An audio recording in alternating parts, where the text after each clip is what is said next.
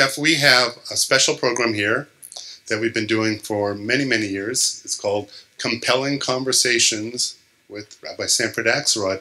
So tell us a little bit about your journey here and your journey as a chef. How did the journey as a chef come about and come into Vegas? Thank you. I was born in Israel, and when I was 4, my family immigrated to Philadelphia. So I came to Philadelphia and grew up there. My Saba and Savta lived in Yafo and would come and visit often. And every time my Savta would come and visit, we would cook together. And she would teach me how to cook. By the age of 7, I was preheating the oven and making hamantashen by myself. So I've had cooking in me from a very young age, and I really owe a lot of that to my Savta. She was born in Bulgaria, so she has a lot of really incredible Bulgarian recipes that we ate growing up. And so I always just kind of really loved food from a very young age. I would, be excited about going to try new foods and new restaurants as a 10-year-old. I was a very adventurous eater, and I started working in restaurants when I was 13 years old. As a chef?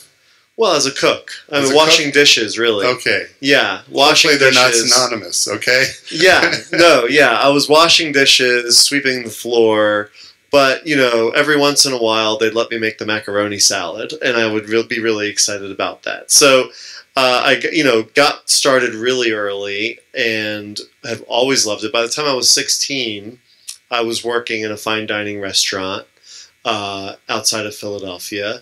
And, by the time I was 19, I was living in Las Vegas and training out here. So I went to culinary school, came here to work at the Rio. You took all that knowledge to New Orleans? Yeah, I did. You didn't think to stay in Las Vegas at that time? I was 22 at the time, and I had an opportunity to actually move to St. Louis, which I did for a couple of years. And then I finally made it to New Orleans, and that's a place that I always kind of dreamed about cooking, because I would watch Paul Prudhomme and Emeril Lagasse on television when I was a kid. So going to New Orleans felt like a real kind of unique opportunity as a young cook.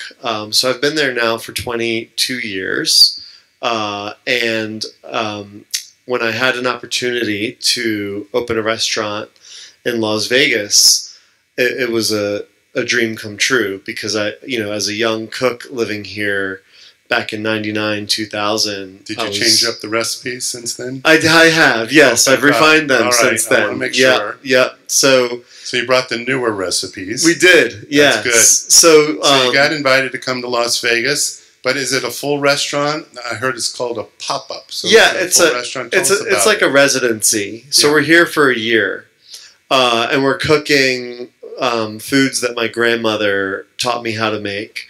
But this is Does that relate to the name of the restaurant? It does. 1964? That's right, yeah. How does that connect? So the 1964 is, because we're in Las Vegas, we thought we would have some fun, because Las Vegas is a very fun city. So we kind of came up with this idea that we would capture my Savta's energy. Savta's your grandma? Yes, yeah. when she was younger, back in the 60s. And if she ever would have had a restaurant in Las Vegas, this would be the one.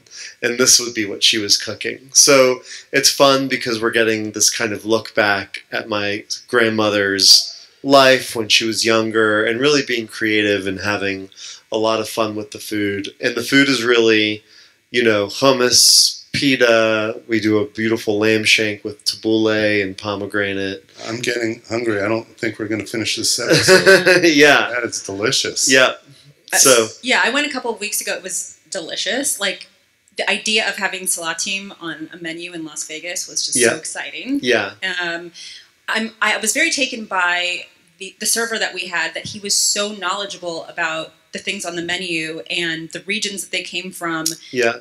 What kind of training goes into something like that? Because this is not somebody that knows Israeli or Bulgarian or any kind of cooking like that. Yeah, we do extensive training, and the training's ongoing. So I have a company based out of New Orleans called Pomegranate Hospitality.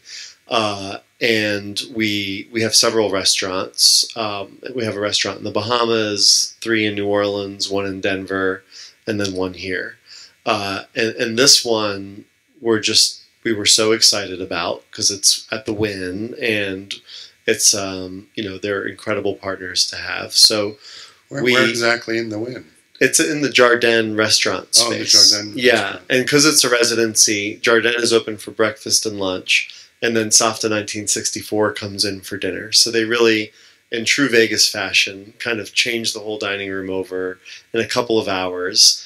And we start baking pita and making hummus and salatim, and really a lot of the foods that I grew up eating. You know, we moved to Philly when I was young, but my mother and my Safta kept cooking Israeli food, and I grew up eating that my whole life. So for a long time, I actually wanted to put it on the back burner and just pursue Italian food. Because as a young kid, I was like, Israeli food, it's not really people don't know what it is. It's not going to be popular. But as I got older, I kind of went back to my Israeli roots with cooking. You know, when I've been to Israel, I've noticed they become more foodies. Big time. You know? Yeah. Yes. Maybe as there's a little bit more wealth in the country and a little bit more. Because it's not just falafel, right? It's not just falafel and schnitzel anymore. It's really, there's a lot of incredible restaurants in Philadelphia. I mean, in Israel and Philadelphia too, but in Israel. I go back. I haven't been back, unfortunately, in a couple of years, but I try to go every year. And when I go, I have friends that live there, and we go out to eat, and we check out all the new restaurants, and it's just constantly evolving. And my heart goes out to all the people in Israel now that have empty restaurants. So it's the more we can support and go out there and eat, the better it is. So I'm going to try to plan a trip soon. But I'm having a baby in 4 weeks. Having a baby. So thank you. I know I look pretty. I don't look like it, but my wife is at home in New Orleans. You want to do a shout out to her on the... Hi, Emily. I hope that you're not too mad at me for being in Las Vegas while you're not 8.5. I think we saw him in the casinos. Pregnant. Okay, he was at the Wynn. Yes. So we're having a baby boy in July. We're very excited. That's great. Yeah, that's great. What's your favorite thing on the menu? I hear it. So yeah, we the salatim platter is really incredible because you get a chance to taste some baba ganoush and lutenitsa, which is a Bulgarian spread of roasted peppers and eggplant. And I heard a rumor there might be some of that out there tonight. And all of the hummus is really good, but the one I really love, one that we do with lamb and harissa. That's very delicious. We do one with Brussels sprouts and jalapenos. That's really great too. But the hummus tahini is kind of like the classic. In pizza terms, since my pizzaiolo Enzo is here tonight, in pizza terms, the hummus tahini is kind of like the margarita pizza. You gotta always start with that before you taste any of the other ones. So I brought a lot of that tonight for you guys to taste as well. All the things you just mentioned, or are there some other different things you brought? I brought hummus and lutenitsa and pita, and yes, I'm excited for y'all to try that. You guys, the pita. Oh my gosh. All right. Yeah. And there's just enough for the front row. Is that right? No, I hope there's enough for at least a few rows. That's right. That's terrific. There's something unusual in your bio, and that is this special, unique partnership you have done with the Holocaust Museum in Washington. Yeah. And it doesn't strike me as this would be a natural collaborative thing, but it's amazing that you have found this wisdom and desire to rescue recipes from the Shoah. So how did that come about, and what's going on with that? I always,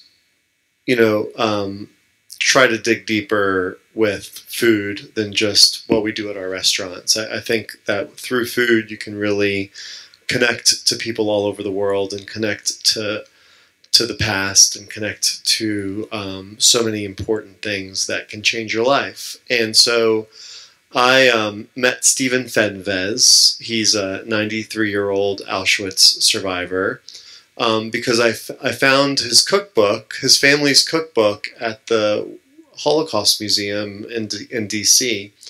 And the way that his family cookbook was saved was that when Stephen was 13, him and his family were taken from their home, and their family cook, Marish, went in and saved the family cookbook. And Stephen and his family were sent to Auschwitz, and him and his sister miraculously survived. They eventually got this book back from their family cook. And after Stephen's sister passed away in 2012, they donated the book to the museum. And then I came across it and got in touch with Stephen, and he began translating the recipes from Hungarian to English. And I began cooking recipes, his mother's recipes that he was tasting for the first time in 80 years. And his mother didn't survive Auschwitz. So it's been this really beautiful friendship that we've had, because through food we've really been able to connect kind of the old, the story of the Holocaust that so many of us know are the horrific things that happened in throughout the Holocaust and the concentration camps. And one thing that Stephen had said to me that really I thought was very special was that he loves this project because he gets to talk about his life before the war. And he gets to talk about his life when there was food on the table and his family was there and they were breaking bread and passing food around. And that's what I love to talk to him about.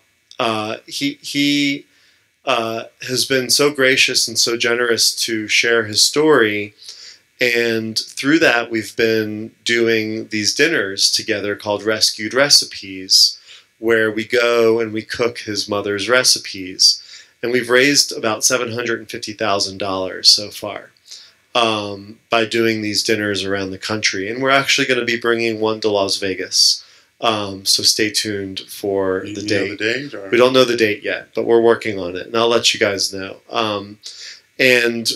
And you get to come and you get to taste Stephen's mother's cooking.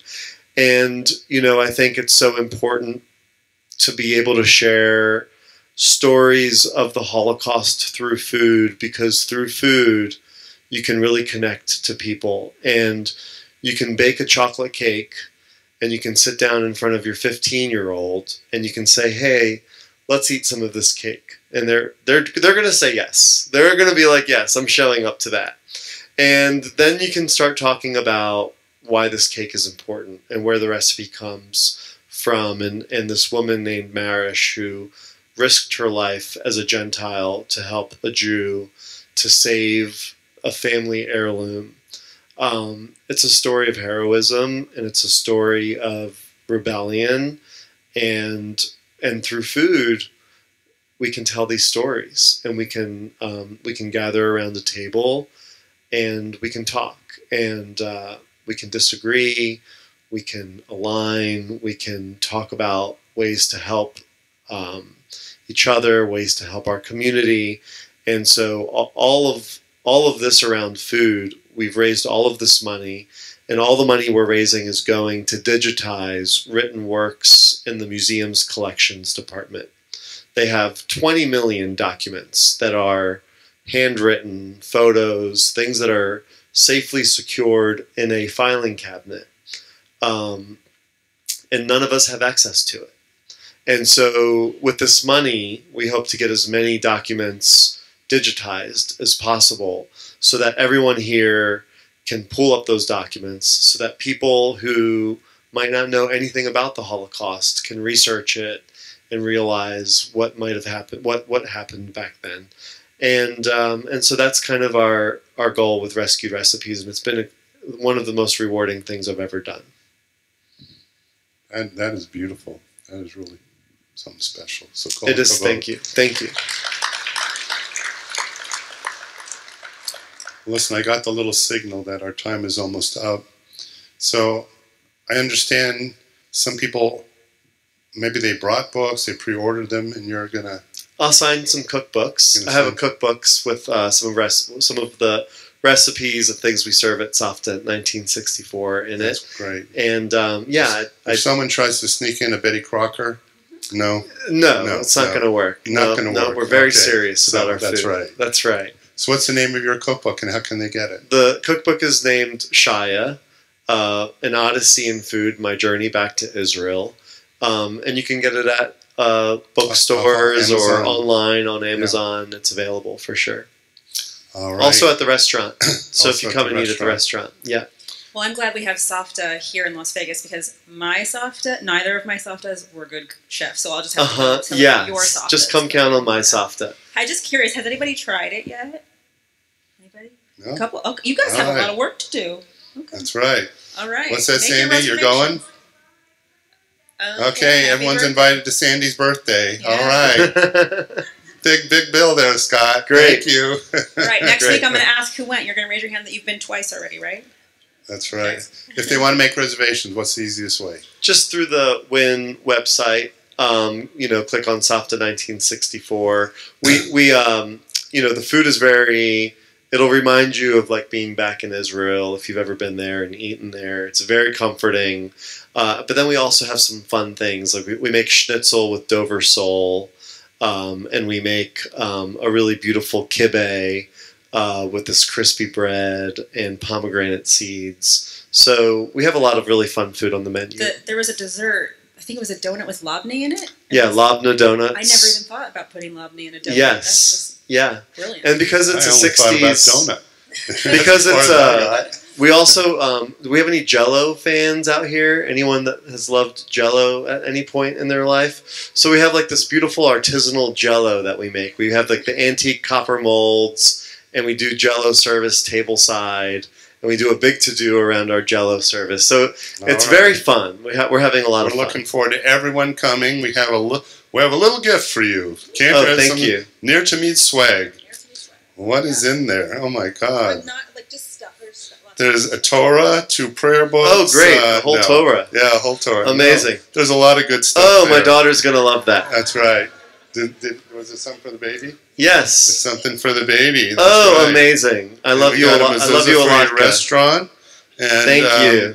Oh, what's this? The rabbi wrote a book. You get my book. We got to trade books. Okay, great. So there's a lot of good things. And then, last but not least, I was asked to recognize our Havaram members, Pashnoshers, Art of Fine Liquor. Why not? And if you're here, raise your hands. And if you want to join those Havarot, you can look at their leaders. And we also have someone else who is helping us this evening, HNC Distilling Company, for its Smoke Wagon bourbon, rye whiskey, and vodka tasting at the Oneg. Where are you? Raise your hand. Come on. I want to thank Alon for that. Where is he? He's in the Oneg getting set up. All right. It's real good whiskey. He's doing a pre-tasting. You guys want me to show up every Shabbat? What's that? Do you want me to show up every Shabbat? Yeah, every Shabbat. Liquor and hummus with me? Okay. Yeah, all right, let's hear it for Alon. Give him a round of applause. Thank you very much. Thank you for making our Shabbat extra special. Thank you. We wish you much success in Las Vegas. We hope it goes longer than a year. Longer than a year, please God. Yeah. Thank you. Yeah. Shabbat Shalom. Yeah, absolutely. Shabbat Shalom. Let's close with a prayer for peace. Peace for Israel, peace for the entire world.